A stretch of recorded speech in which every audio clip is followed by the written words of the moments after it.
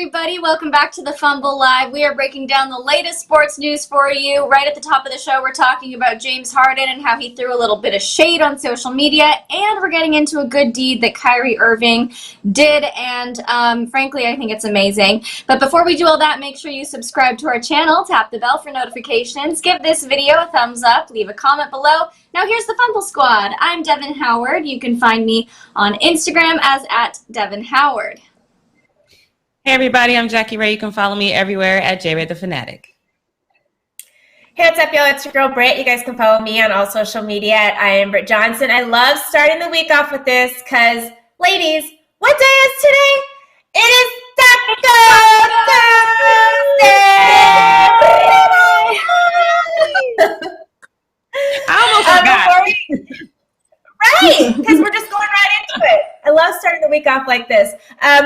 Before we forget to mention this, you guys, and start the show, we had such a blast on Friday on our first ever segment of Fan or Foe Fridays. We will be continuing that every Friday, so if you don't know what that is yet, just make sure you continue asking us questions during the week, leaving comments that you guys whatever you guys think about what we're talking about and discussing in the show. And then on Friday, we have the last 10 minutes of the show where we dedicate to having conversations with you guys and talking to you guys and pulling all the questions you guys have asked throughout the week and answering them. It is super fun. It doesn't have to necessarily be sports related all the time, but we do love, our sports debates. So make sure you include some of those and maybe some of your personal questions. Make sure they're clean and we'll answer them. Yeah, I'm so excited to be able to join you guys for Fan or Foe this coming Friday. Obviously had to skip out early last week, so I missed it, the first one ever, which I'm bummed about, but I can't wait to see how it goes this coming Friday. Also, I hope both of you had a great 3-day weekend. Yesterday was MLK Day, and I saw so many beautiful ways that people were honoring Martin Luther King Jr., and I just thought that was amazing. Did you guys get up to anything special yesterday or over the weekend? Jackie, let's start with you. I watched a lot of Black shows. I actually got another book called Spooked by the Door, which I'm excited to start reading. I know there's a movie about it, but I don't want to watch the movie until I read the book. And then I watched One Night in Miami, which I highly, highly, highly, highly recommend. It was so good. All right, I'll add that to my list. Britt, what did you get up to?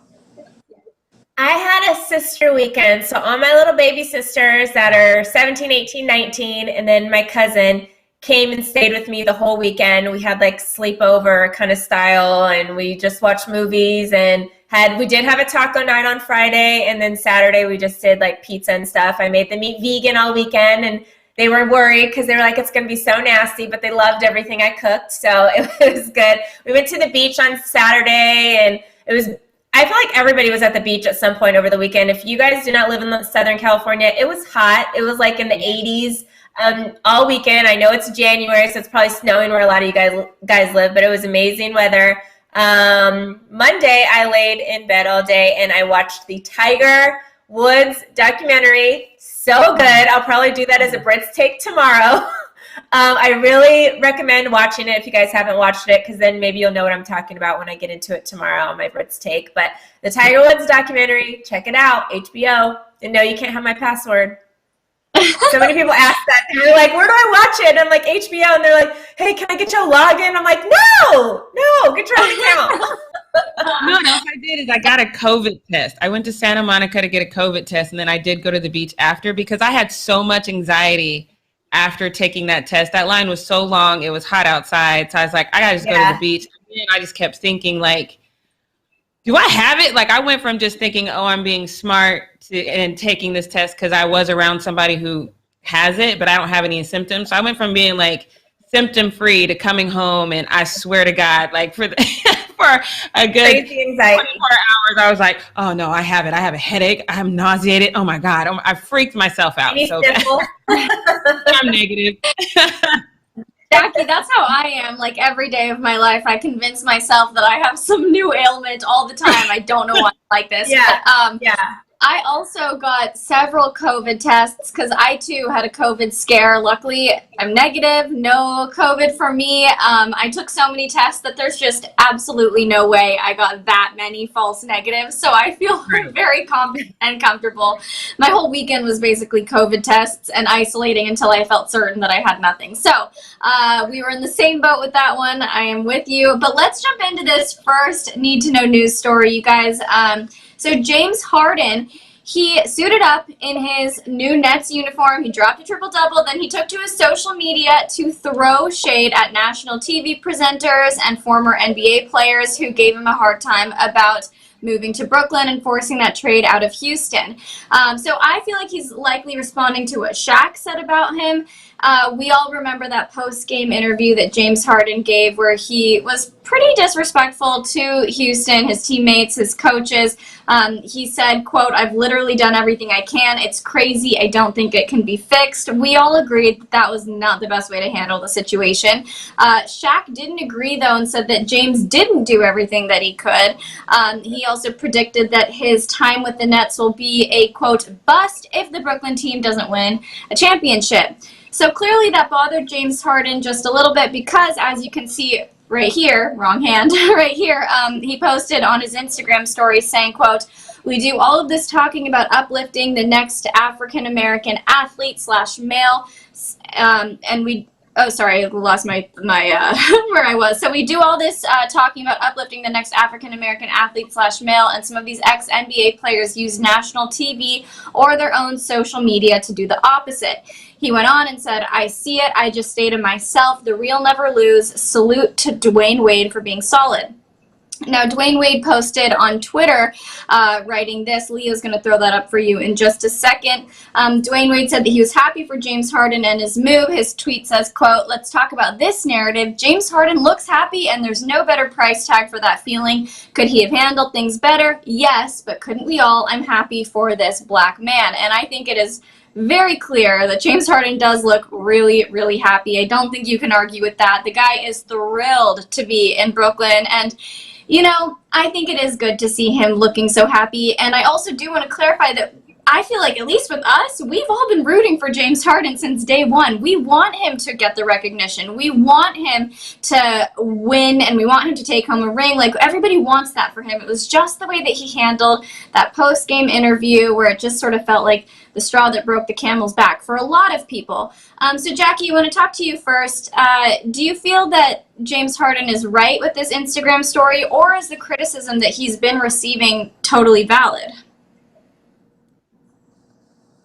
So I hate this narrative. I hate this narrative because he's saying, you know, and it's a broad brush. You know, he's using a very triggering term, and he's using it on his specific situation, and I don't think that that's applicable. He's basically saying, you know, we are very negative. We've seen several moments in the media where the media is very much negative towards black men, and that's a thing, and it's not warranted, and it has to do with the long-standing racism in this country. This is not that. And I don't like when people say, when he's basically saying, you know, oh, here I am, another black man, and the media is bashing me. No, and people even came for me on my page. So I'm going to just take a moment and let y'all know, because I'm so pro-black, and it's like, oh, here you are, this pro-black woman, and you're bashing a black man.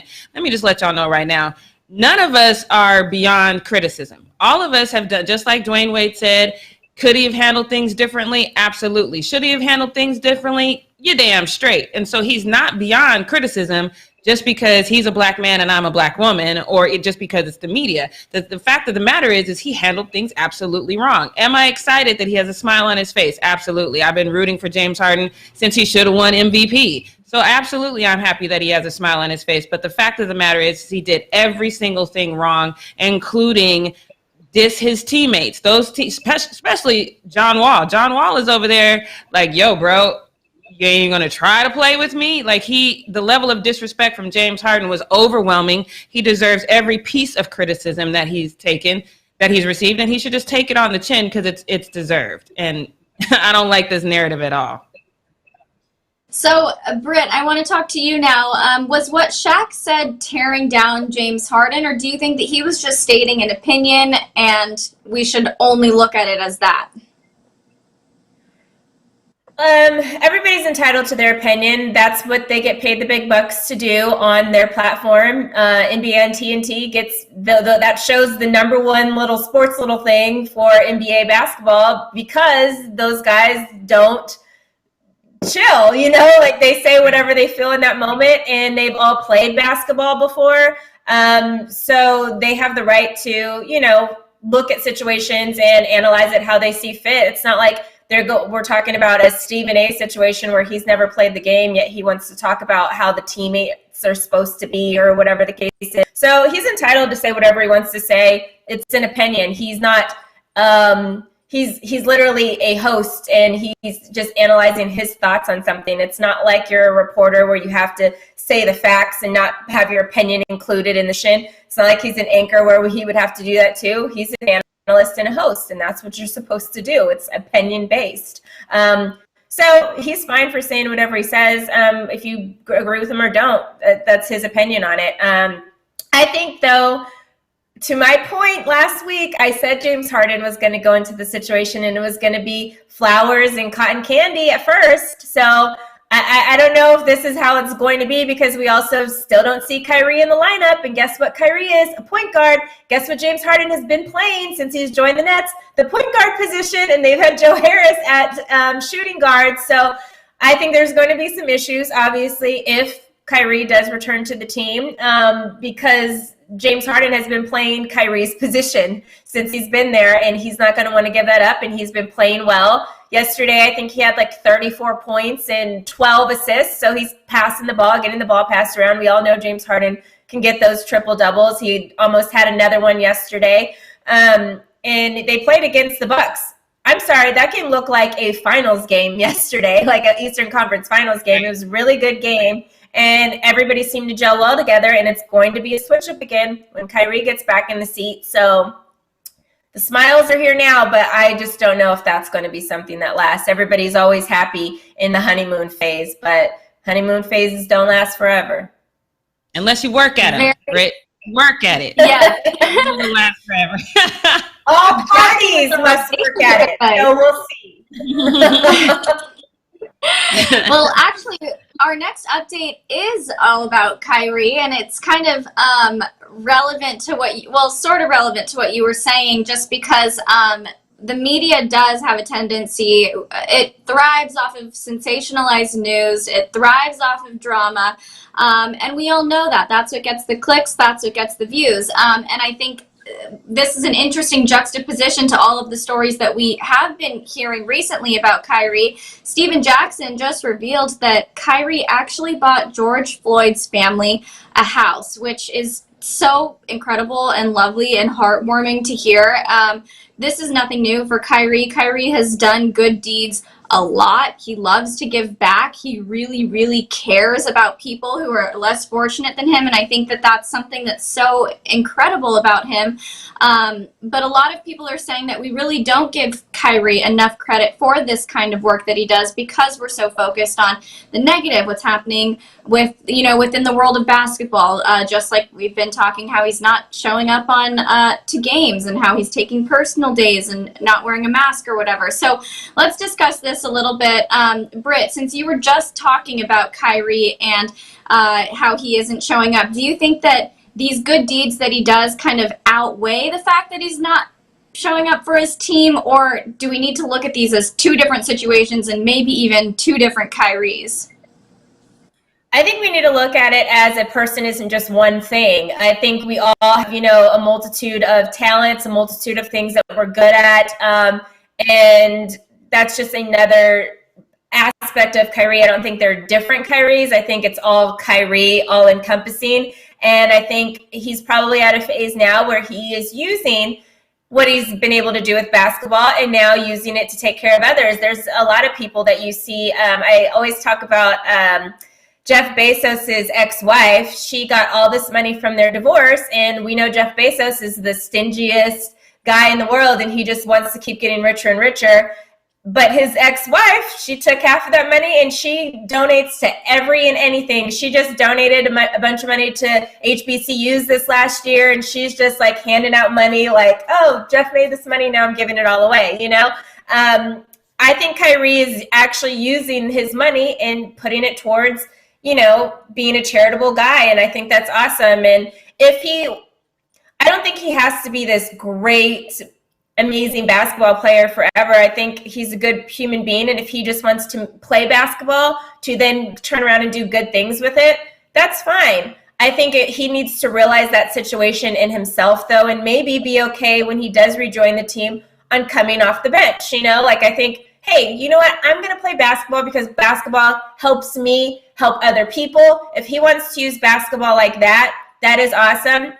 He needs to then understand that he needs to take a role, because if you do want to be a champion and be this amazing basketball player, you have to put all your energy into it. I think he's not at that place anymore. Not saying he won't again, like he's still a young guy or whatever, but right now he's not at that place. And I think if he just realized like, hey, I can just be a regular basketball player and make my money and then go off and use my money to help people. And I think that that's dope too, because I would rather see that than see this guy that's making millions and millions of dollars and just shoving it in his pocket because he wants to keep getting richer. So I like Kyrie the way he is. I just think he needs to, he's in a transitional phase where he needs to figure out how to balance everything. But I think it's all the same Kyrie. I don't think it's like he's being different people in situations. I just think he's trying to figure out how to manage all of it.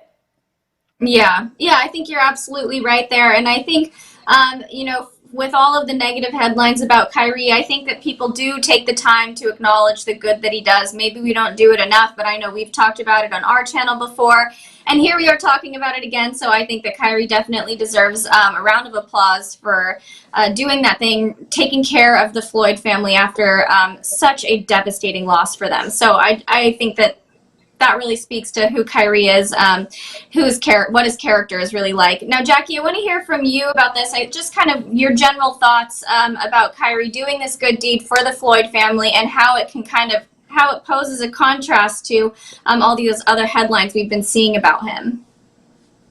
I mean, I think anybody who actually pays attention to Kyrie wasn't surprised by this. You kind of just went, "Oh, yeah, that's Kyrie." You know what I mean? You didn't think anything of it. But you know, sometimes I, especially with Kyrie, because I do think he's such a deep thinker, and I've said it time and time again, and I'll probably always say it. I think he's very intelligent.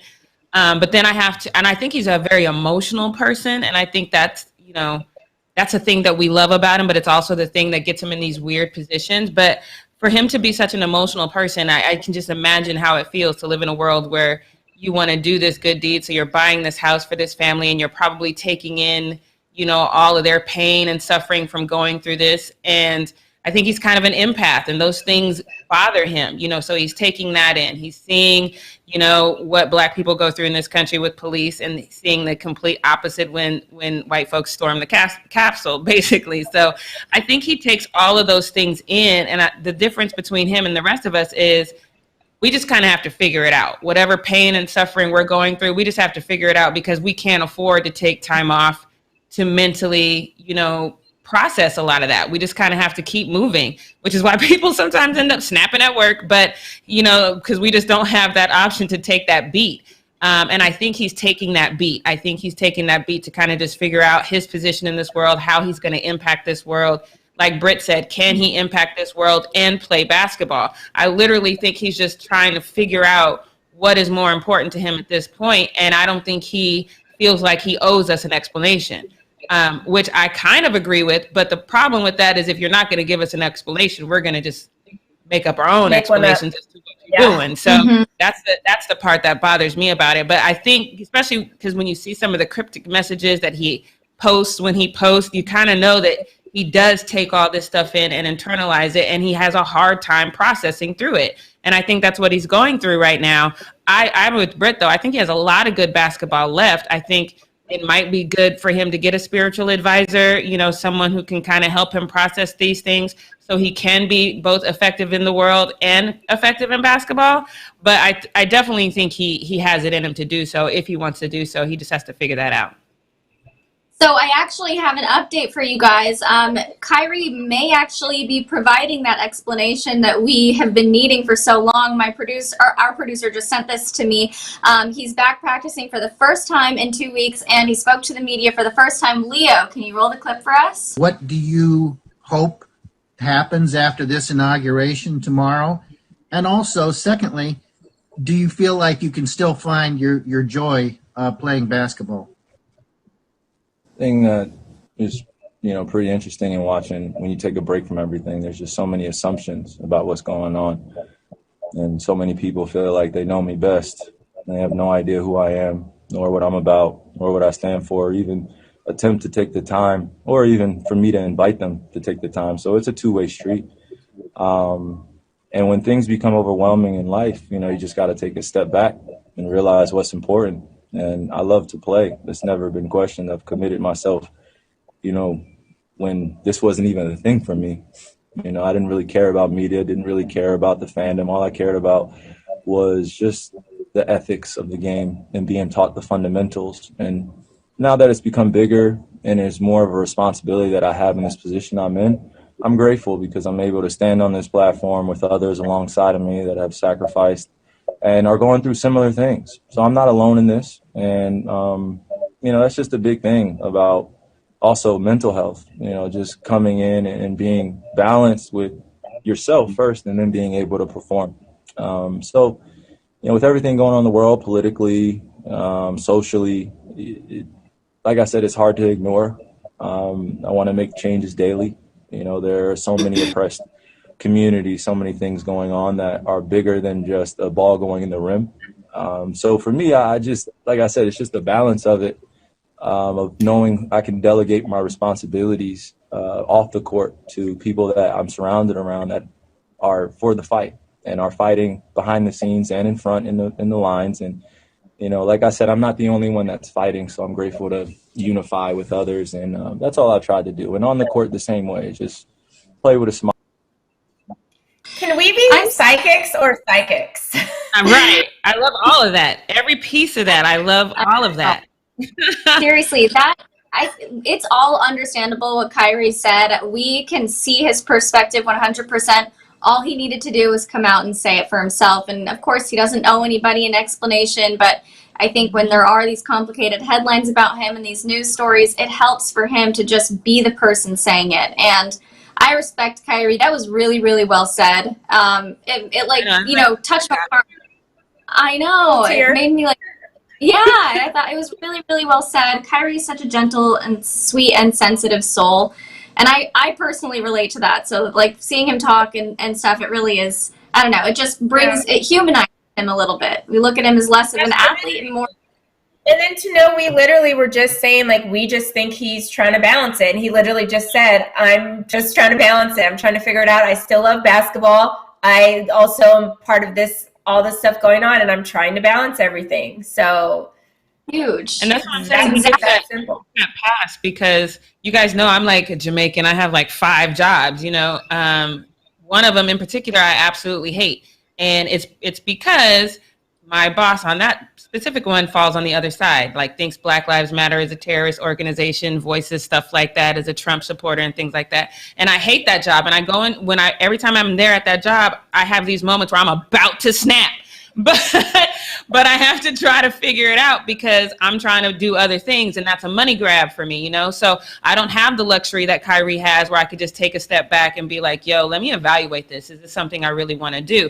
In 3 months, I'm going to have that luxury, and then I'm just going to bounce out, and I'm probably going to do a James Harden, so I'm probably being super hypocritical because I ain't going to say nothing. I'm going to put on my fat suit, and I'm going to bounce. I'm not going to say nothing to that job. I'm just going to roll out. But, that's one of those things that a lot of us just don't have that luxury because we don't have the money where we can say, you know what, I don't have to deal with this right now. I just need to deal with me and my mental. We just don't have that luxury. And he took that luxury, and I'm not mad at him for that. Yeah. All right, you guys. Well, we are way over on Need to Know News. So, Jackie, take us to the post. Worth it, right? Worth it. So worth it. I know. All right, so is it time for the post up? Let's get into the post up because like I just said, man, I need some answers on this James Harden weight loss situation. I don't understand it. You guys don't understand it either. Twitter was all beside themselves. I actually posted this one on my Instagram, which says James Harden finessed us all. Because how does the blue and the black make sense? I cannot make it make sense. I have a theory. Okay, what's your theory, Devin? I think that he's wearing a bunch of layers underneath the blue shirt so that he sweats more. So you think he lost about? You think he just started sweating more and lost about 20 pounds in 2 days? No. I think that he's wearing like a sweatshirt and like thick. It's a baby fat suit. It's a baby fat suit to burn more calories and get a better workout in. Yeah. I think so. I don't know. What was your theory? Black just slims you, so I think he just slimmed himself up by wearing black because it makes you look skinnier. And 2, maybe in the second one, he has a waist trainer on. And 3, maybe he was just bloated. So combination of bloating makes you look bigger. Plus, he decided to put a waist trainer on that he probably got from the Kardashians or something. And he's wearing black, so he's just going to slim down. He probably has a whole entire thing on. Look at it. It goes all the way to the ground or all the way to his knees. His, a Spanx. He has Spanx on, one of the Spanx bodysuits. Okay, let me just tell y'all. The neck is key for me, and that's because the neck, a Spank ain't gonna cover up your neck, and we can't see his throat in the blue, but we can see his throat in the black. So I don't know. Trim the beard. Beard trim. Okay. All right. Well, let's get to some of these fans' reactions. See how the beard is pointier in the second one? He like just trimmed it up in that spot to make it look like he's skinnier. I feel like the double chin when I don't know. But look, let's get to these fans' reactions really quick because a lot of them were hilarious. This one's like, he said, well, you said, Britt. He says, well, they say black does make, I wear a lot of black, you guys, and I am skinny. So if that was true, y'all wouldn't even see me right now. And then this other person said he literally lost 20 pounds in 2 days, which is what I thought. And then this final user said basically what me and Devin said. He had on a fat suit in Houston. That's my thing. I'm looking at the neck. I hear and I've worked out in a waist trainer. I'm not playing the whole damn game in a waist trainer. That's not comfortable at all. But y'all say what you want to say. That suit is comfortable.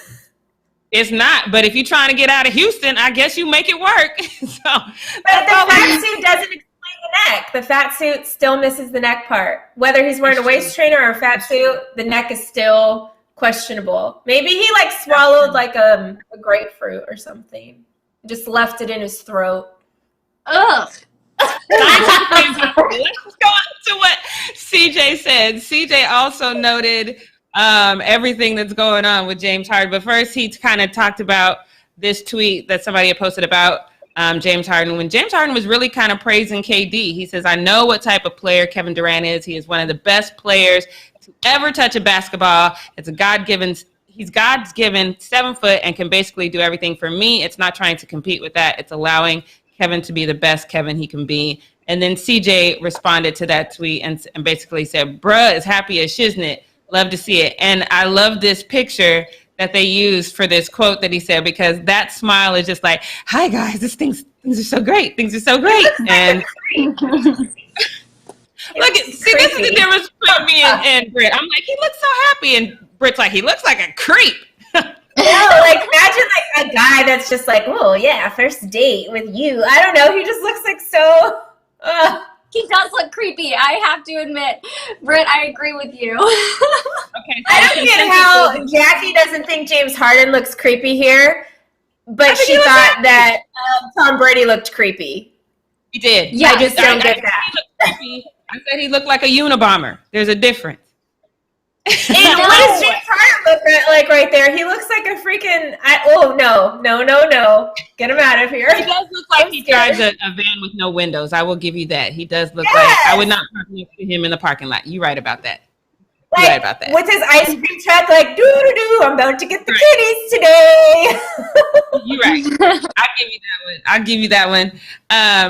But like we talked about earlier, Dwayne Wade was on his side, and Dwayne Wade was probably just in the giving mood because it was his 39th birthday weekend. And he posted this picture with him and Gabby, which I'm here for all of it. I love him and Gabby. They have some very weird moments. Y'all want to talk about weird. If y'all ain't going to talk about Gabby and Dwayne Wade's weird, y'all should not be talking about Kyrie's weird, because their level of weird is next level. But I love this picture. It's cute. It's sexy. It's fun. Dwayne Wade looking good. But of course, he got the trolls. The best part is the biggest trolls on this were his kids. And Zaire tweeted, he's like, this isn't what I wanted to see when I woke up. And Zaire tweeted, hey, yo, chill. I just got on. So love that his kids can have fun with this. But I thought it was looking pretty damn good there. I can't even. And going up, like his thing is up, like he's hard or something.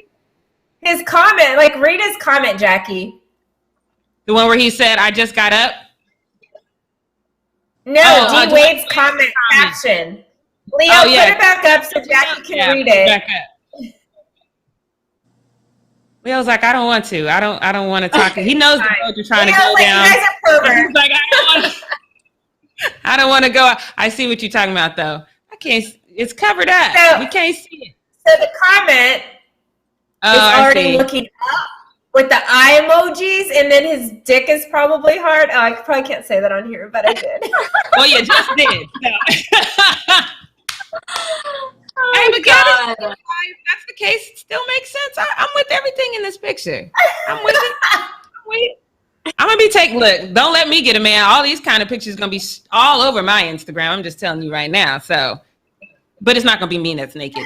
Just let y'all know that now. Anyway, so Saturday night's game with the Thunders and Bulls had me kind of flash back to a moment in time that I am trying to forget. But the second I saw it, I was like, oh no. And then it happened. But let me see if it makes you remember a certain time when Denzel Valentine accidentally got in the way of Zach, and he was attempting to get the game winner, but he couldn't because Zach got in his way.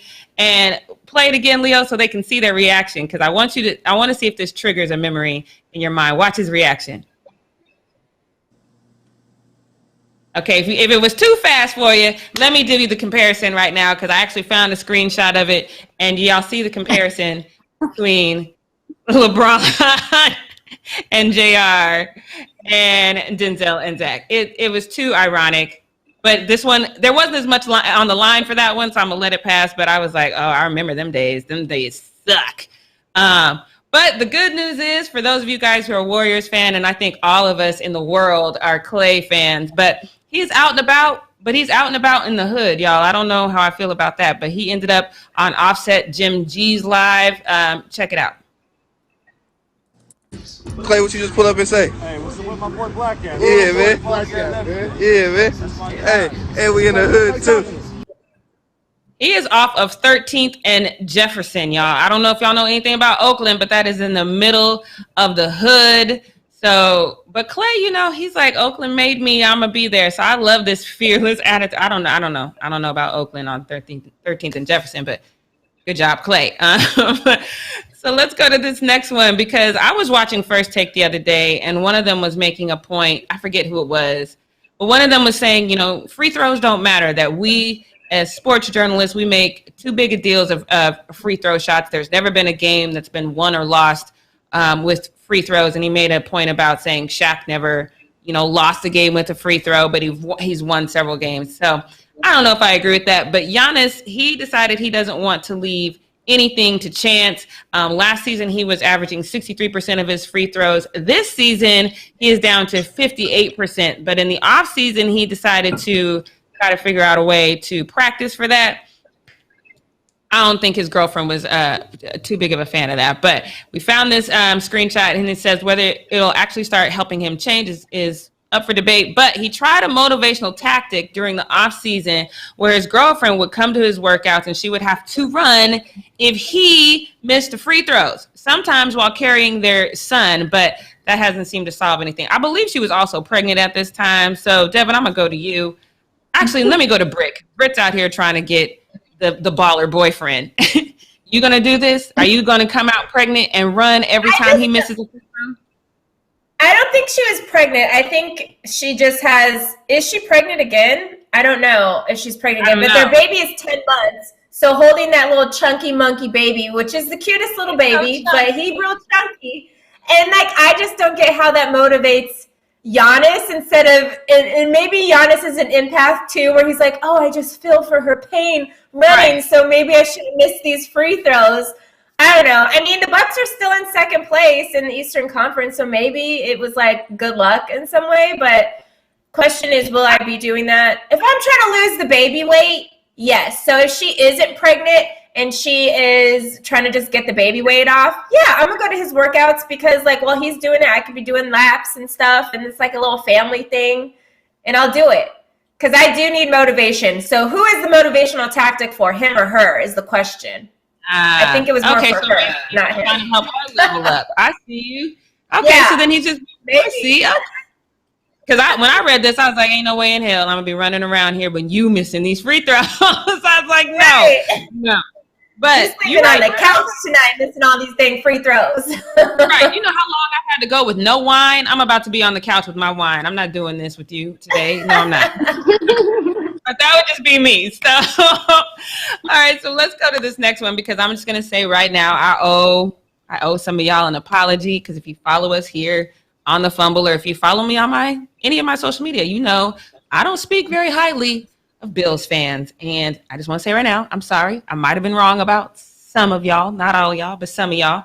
Of course, we know the outcome between the Bills and the Ravens game. And sadly, Lamar got hurt in that situation. And when he got hurt, Bills Mafia stood up for that man in a way that I got to tell you, if you follow us on Instagram, which you should, I posted it to our Instagram, totally surprised by this, but they went to his charity and started donating. They donated so much that they ended up raising $290,000 for his charity to feed kids, which I thought was amazing. And they raised that much in 24 hours. They had over 11,000 donors. It was amazing. And then, okay, if that wasn't enough, because in my head, when I saw this, I'm like, you lying? How you know it's Bills fans? But ta-da, here's the proof. A lot of them posted the proof. This one fan said, Lamar Jackson is one of my favorite players in the league. And even though my team won, the league is better with him healthy and playing well. I hope he recovers soon. And his charity is pretty sweet, easy donation.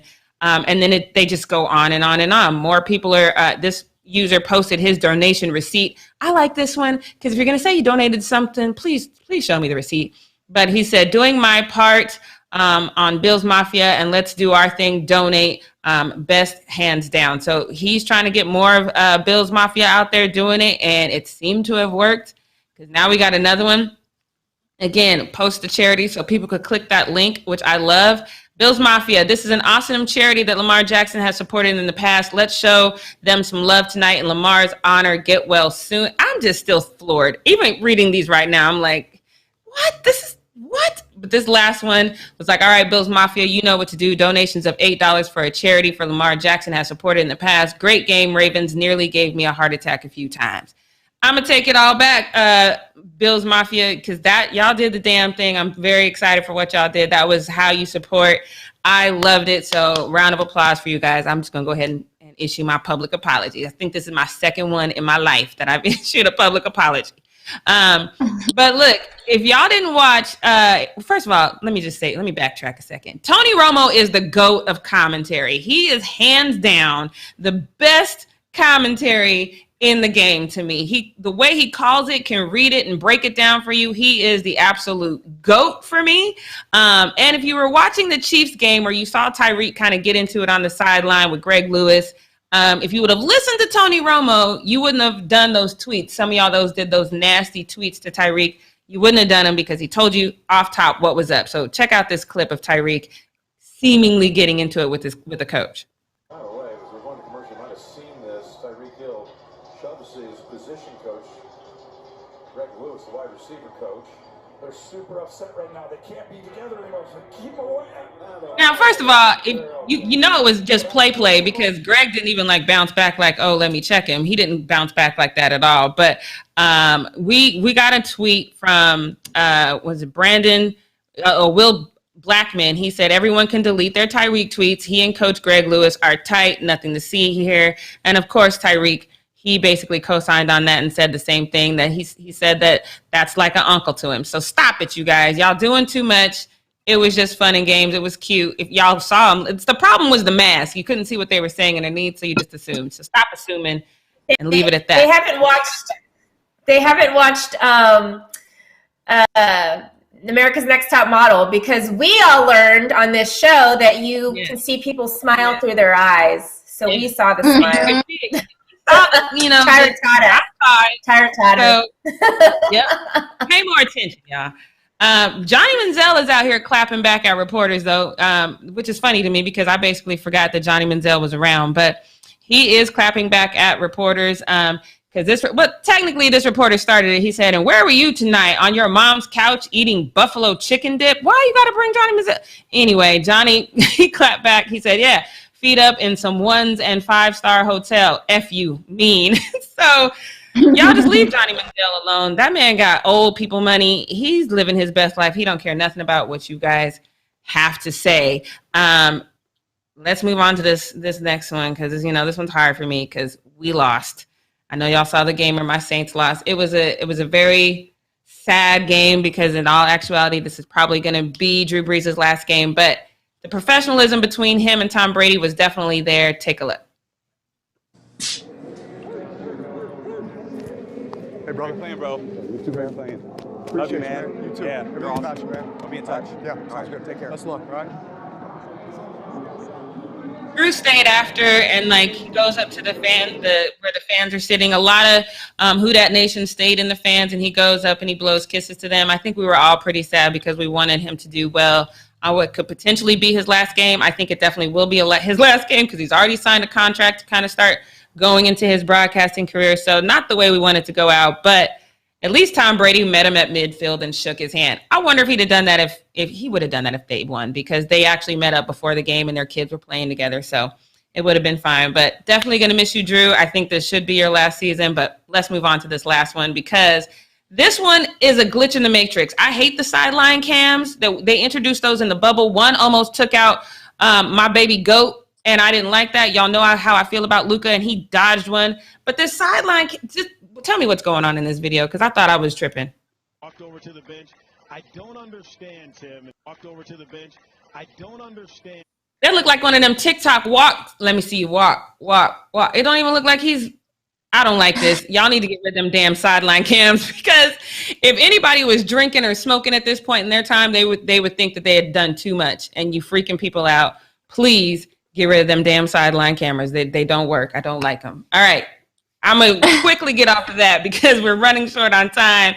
But let me move into what we not going to do, because y'all know what it is. It is Tag Team Tuesday. I'm going to start this, and then I'm going to hand it off to my girl, Britt, because you guys know this is something that both her and I are very passionate about. We talk about this all the time. But to get this started, if you're on your laptop right now or your desktop, whatever, open another tab and Google Deshaun Watson and tell me what you see. Because I'm going to tell you right now, you're not going to see nothing about his stats, nothing about, what's next for him in Houston. All you're going to see is best landing spots for him. Maybe he could go here. Maybe he could go there. That's all you're going to see, because nobody thinks that he's going to stay in Houston, as they shouldn't. He's not even talking to anybody.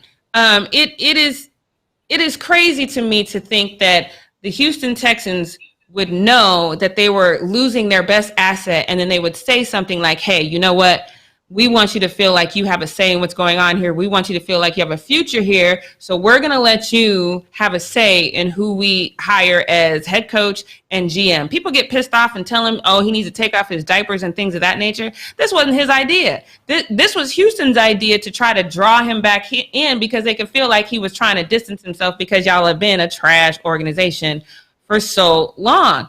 And then people also say, well, he's 25 and he shouldn't really feel like he should have this kind of power. Let me say this.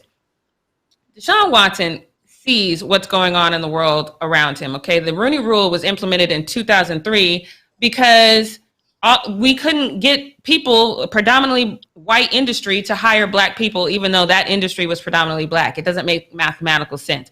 So the Rooney Rule was implemented for that, but they were just interviewing people. It still hasn't really changed. And now the league is over 70% black, and there is one NFL president, 3 general managers who are black, and 3 head coaches who are black. That doesn't make mathematical sense. So for Deshaun Watson to, again, want to use his power, people forget, yeah, he's 25, but Muhammad Ali was 22 when he started being the voice to try to push for social change. So let's not put age limits on people. Let's not put job limits on people. If he is in a position to make change, he should make change. And then to add insult to injury, Houston says, hey, you know what? The reason why we're not interviewing Eric Bieniemy, who is the person that Deshaun definitely wanted interviewed for the position, they said the reason why we haven't interviewed him is because KC still has a shot at the Super Bowl, and we can't interview him until, the season is over. Lies. Flat out lies.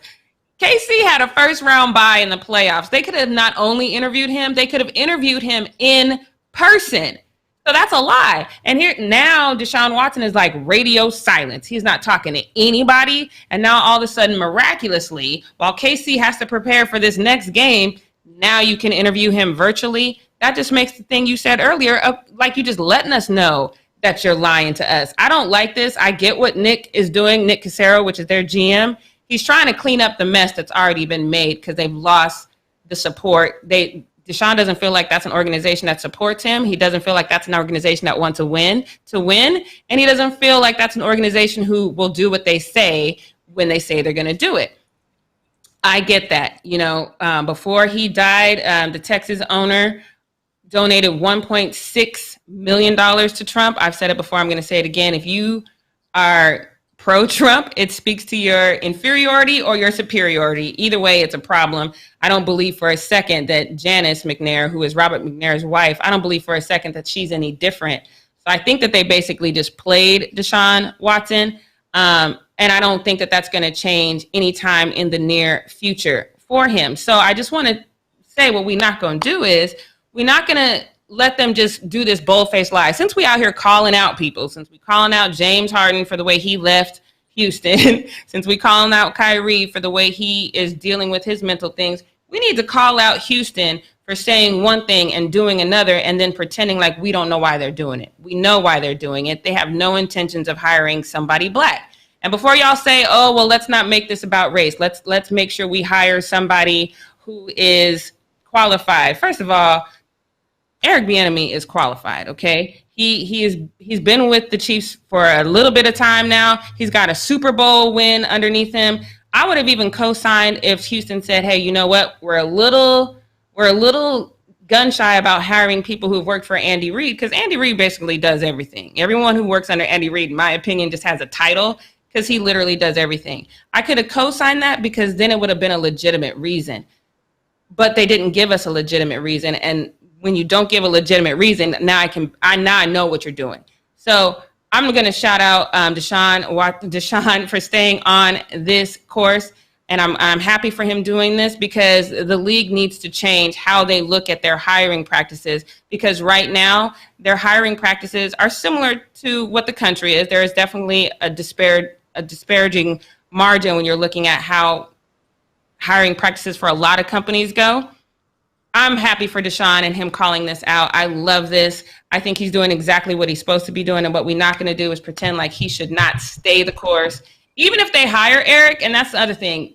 Deshaun, if they hire Eric, that's great. I'm happy that you helped this black man get a job. But this organization still has proven who they are to you. And I still think you should leave. But that's my take on that. So now let me get my girl Britt up here, because now we're going to tag team.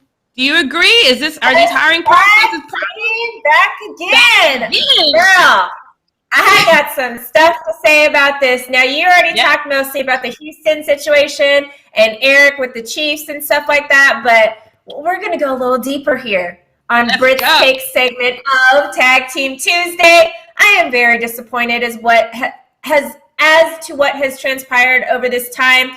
Jackie talked a little bit about it, but the NFL last year did a 2020 racial and gender report that was issued by the Institute of Diversity and Ethics in Sports, and they had a failing grade. So the numbers were people of color represent 69% of the players.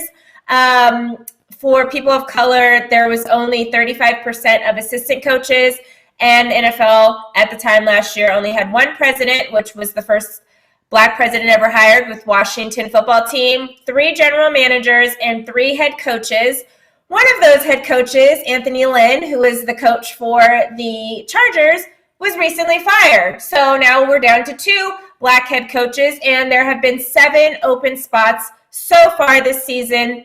We know the Eagles just announced they're getting rid of Doug as well, so that is an opening spot, one of the opening spots that just opened up. So we don't know what they're going to do in Philadelphia just yet, but a lot of these positions have already been filled. 5 of them actually have already been filled, and not a single one of them were black. So not only did the NFL lose a black head coach, they have even less than they had last year, and last year they had a failing grade. Now, I do want to point out early this morning, the Atlanta Falcons actually hired their first black GM in franchise history, and that was Terry Fontenot. If you guys don't know who Terry Fontenot is, he was worked in marketing actually for the Saints, and now he is the first black GM for the Falcons. But I really think the Falcons are just trying to cover up the fact that they did not hire Raheem Morris